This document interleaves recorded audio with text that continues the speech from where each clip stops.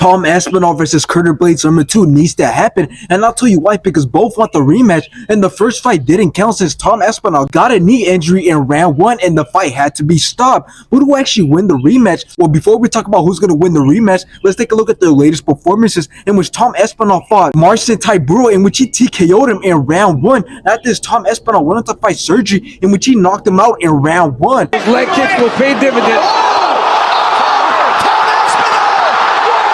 Now let's take a look at Curtis Blaydes' latest performances, in which he also fought Sergey, but instead of winning this fight, Sergey TKO'd Curtis in round 1. He can't. Oh, he's out on his feet. That's it. That's it. It's the left hand. After this, Curtis Blaydes went on to fight Jelton Almeida, in which Jelton Almeida's grappling and wrestling was great in round 1 until Curtis Blaydes knocked him out in round 2. All that big hit.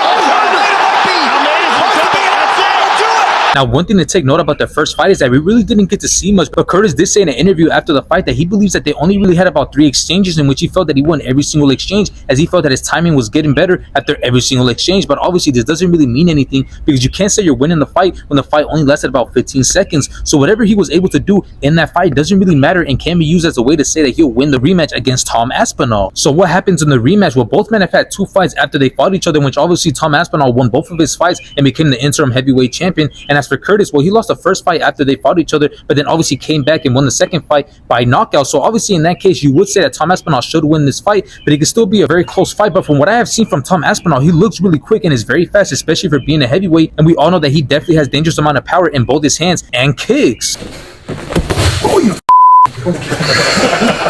So in the end, the fact that Tom Aspinall is seen as the guy that could be John Jones, on top of the fact that he looks really good based on what we've seen up until now, I do believe that he'll be able to stop Curtis and show that the first fight was all a fluke.